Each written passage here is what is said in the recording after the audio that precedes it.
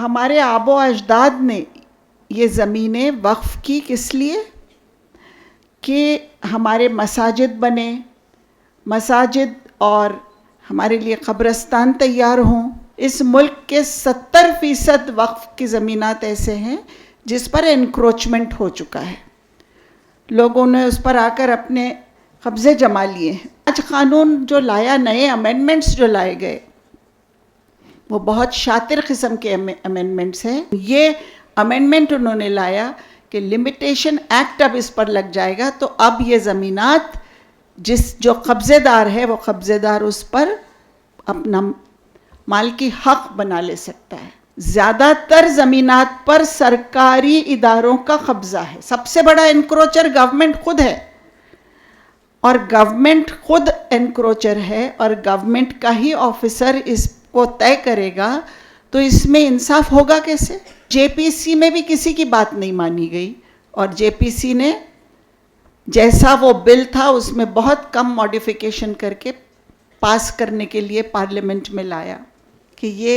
हमारे ज़मीनात कब किसी के हो जाएंगे, कब कोई बहुत बड़ा उद्योगपति आकर उस पर कोई नए चीज़ें शुरू कर देगा। ये कब्रस्तान हमारे हैं, हम मरेंगे तो कहाँ दफनाए जाएंगे? हमारे मसाजिद है, अगर उन पर कब्ज़े हो जाएंगे तो हम कहाँ नमाज पढ़ेंगे? हमको रिफॉर्म करने की ज़रूरत है अपने आप को, हमको अपने ज़मीर को जगाने की ज़रूरत है। हमारा ज़मीर सोए हुए हैं, अगर हमारे ज़मीर जागेंगे तो कल हम एक डिग्निटी के साथ इस समाज में जी सकेंगे।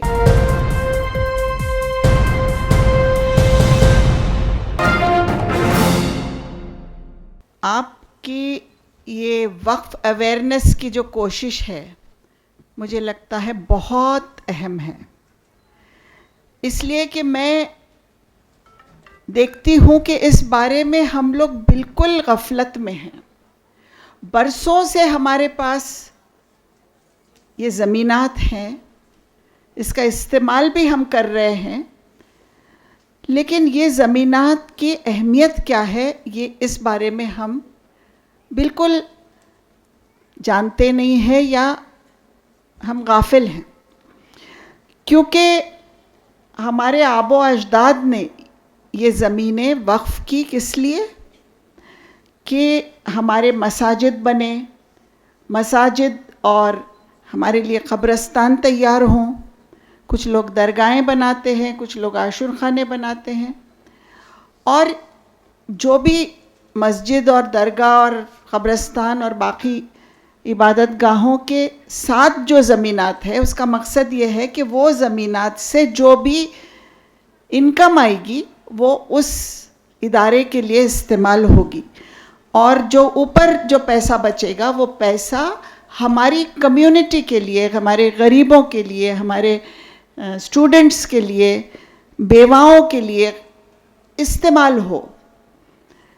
लेकिन बरसों से हम ये देख रहे हैं कि ये ज़मीन का इस्तेमाल ऐसा हो रहा है कि इस पर तकरीबन इस मुल्क के 70% वक्फ़ की ज़मीनात ऐसे हैं जिस पर एनक्रोचमेंट हो चुका है, लोगों ने उस पर आकर अपने कब्ज़े जमा लिए हैं, और बहुत सारे लोगों ने उसको बेचना शुरू कर दिया है। ये सब कौन कर रहा है? ये सरकार नहीं कर रही है, ये सब हम कर रहे हैं, हमारी अपना माशरा कर रहा है। और ये बहाना सरकार को जब मिला, सरकार की नज़र जब इस बात पर पड़ी कि ये तो ज़मीनात बहुत कीमती हैं, इनका इस्तेमाल तो हो नहीं रहा है, तो क्यों ना हम इस पर कुछ ना कुछ करें। इसका मतलब क्या हुआ? इसका मतलब ये हुआ कि जो हमारे हक़ के ज़मीनात थे, इस ज़मीन का मालिक कौन है? हमारे एक्ट के हिसाब से इन ज़मीनों का मालिक अल्लाह है। ओनर का नाम अल्लाह होता है ज़मीन का, क्योंकि अल्लाह के नाम पर वक्फ़ की हुई ज़मीनात हैं। और जब अल्लाह के नाम पर एक बार ये ज़मीन वक्फ़ हो गई तो क़ानून के हिसाब से ना इसे बेचा जा सकता है, ना इसे कुछ और किया जा सकता है। ये ज़मीनात हमेशा के लिए अल्लाह के नाम पर दे दी गई हैं। लेकिन अब इसमें आज तक जो क़ानून था जिसकी वजह से कम इस बात का इत्मीनान था कि ये ज़मीनात को कोई हाथ नहीं लगा सकता है, लेकिन आज क़ानून जो लाया, नए अमेंडमेंट्स जो लाए गए, वो बहुत शातिर किस्म के अमेंडमेंट्स हैं। सबसे पहले तो मुझे लगता है कि जो लिमिटेशन एक्ट का इस पर लागू कर दिया जा रहा है, वो लिमिटेशन एक्ट का मतलब ये है कि जो आम ज़मीनात होते हैं रेवेन्यू डिपार्टमेंट के, अगर 12 साल किसी का कब्ज़ा उस पे हो तो उसकी मिल्कियत हो जाती है, वो हो जा सकती है। लेकिन अल्लाह की ज़मीन की मिल्कियत तो बदल सकती ही नहीं हमारे क़ानून के हिसाब से। लेकिन ये अमेंडमेंट उन्होंने लाया कि लिमिटेशन एक्ट अब इस पर लग जाएगा, तो अब ये ज़मीनात जो कब्ज़ेदार है वो कब्ज़ेदार उस पर अपना माल की हक़ बना ले सकता है। बहुत ख़तरनाक अमेंडमेंट है। बहुत सारे इस तरह के अमेंडमेंट्स उन्होंने लाए हैं। जैसे पुराने एक्ट का सेक्शन 40 था, सेक्शन 40 के हिसाब से हमारे वक्फ बोर्ड के सीईओ का अधिकार था कि वो किसी ज़मीन को ये ऐलान करे कि ये ज़मीन वक्फ है या नहीं है, वो उसका राइट था। लेकिन अब वो कलेक्टर को दे दिया गया है या कोई सरकारी ऑफिसर को दे दिया गया है जो रेवेन्यू डिपार्टमेंट का है। अब यहाँ बात ऐसी होती है कि ज़मीन का अगर झगड़ा हो कि ये कब्ज़ा किसका है, तो ये झगड़ा किसके बीच में होगा? ज़्यादातर ज़मीनात पर सरकारी इदारों का कब्ज़ा है। सबसे बड़ा एनक्रोचर गवर्नमेंट खुद है, और गवर्नमेंट खुद एनक्रोचर है, और गवर्नमेंट का ही ऑफिसर इसको तय करेगा, तो इसमें इंसाफ होगा कैसे? हो नहीं सकता है। अब ऐसे बहुत सारे ख़तरनाक अमेंडमेंट्स लाए गए हैं। उसमें से एक अमेंडमेंट ऐसा है कि आज तक वक्फ बोर्ड का सीईओ मुस्लिम होना ज़रूरी था, वक्फ बोर्ड का चेयरमैन मुस्लिम होना ज़रूरी था, और वक्फ बोर्ड के सारे मेंबर सिर्फ मुस्लिम समाज के होना ज़रूरी थे। लेकिन अब उन्होंने इसमें ऐसी तब्दीली लाई है कि वो मेंबरशिप, अलग अलग कैटेगरी के जो मेंबर्स हैं, वो मेंबर्स आने के बाद खुद ब खुद नॉन मुस्लिम्स की तादाद ज़्यादा हो जाएगी और मुसलमानों की तादाद उसमें बहुत कम हो जाएगी। और सीईओ भी कोई भी ऑफिसर हो सकता है, मुस्लिम होना ज़रूरी नहीं है।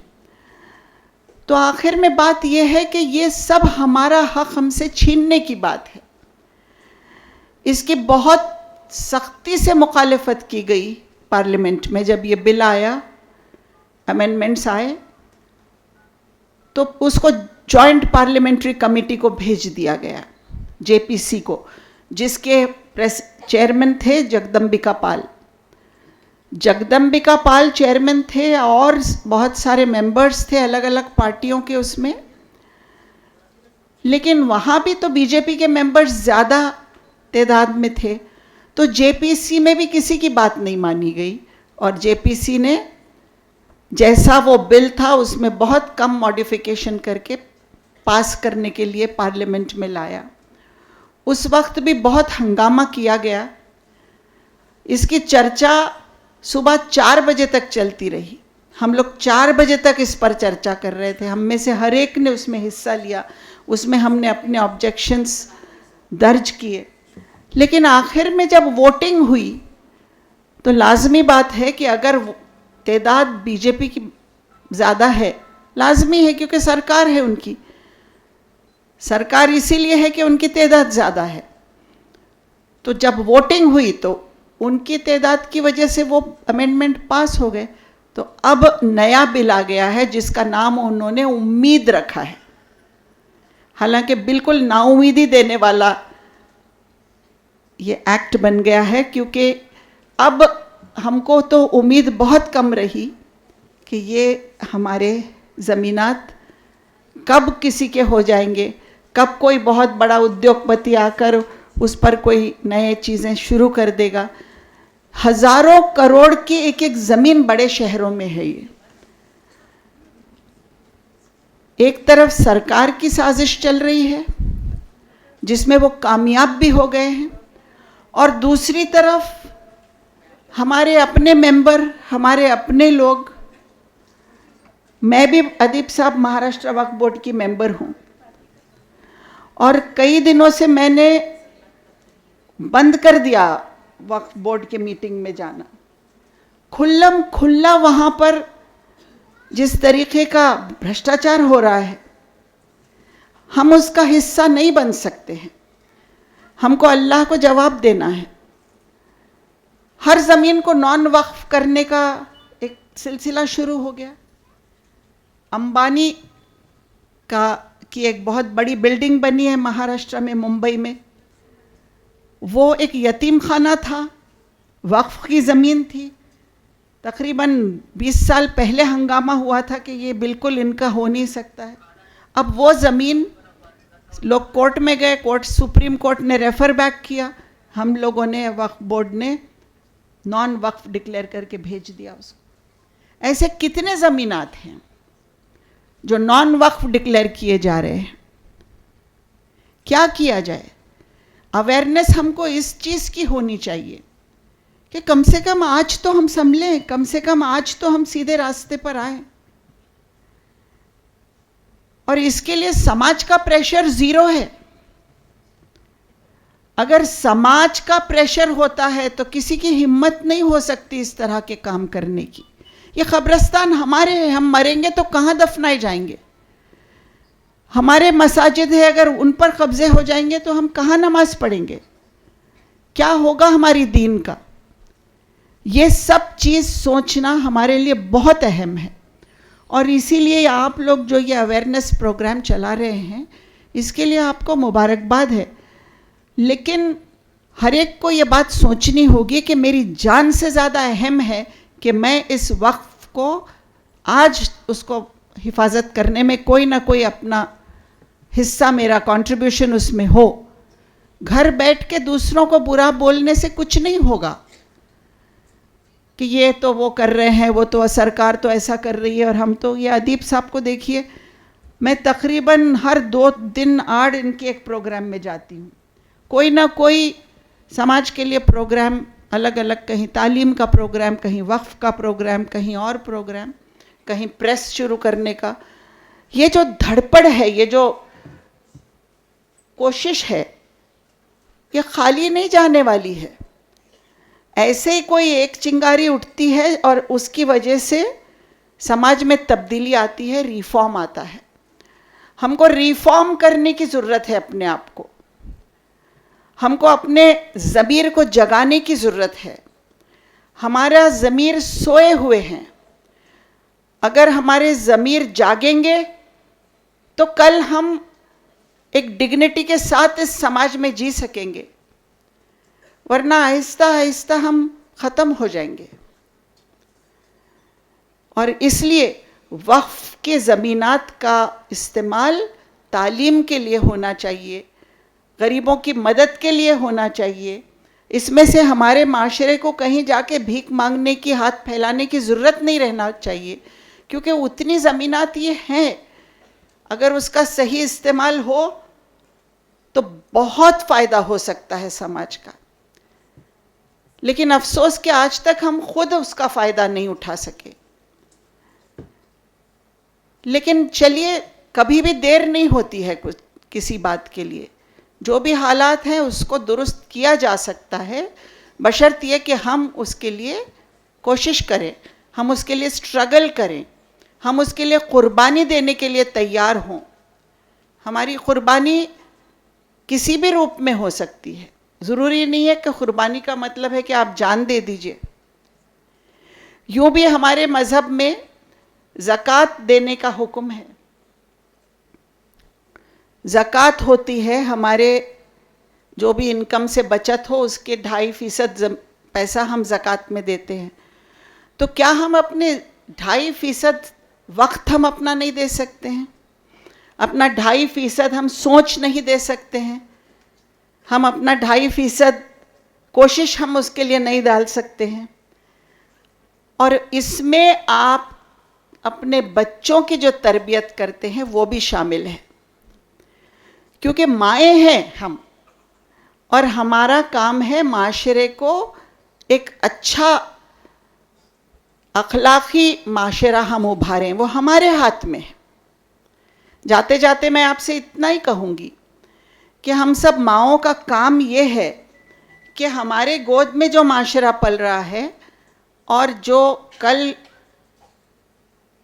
हमारी ज़िंदगी कैसी होगी इस मुल्क में वो तय करेगा, तो उस माशरे में अपने बेटों की तरबियत पर हम ज़्यादा तवज्जो दें, क्योंकि हर माँ के लिए बेटा बहुत आँख का तारा होता है।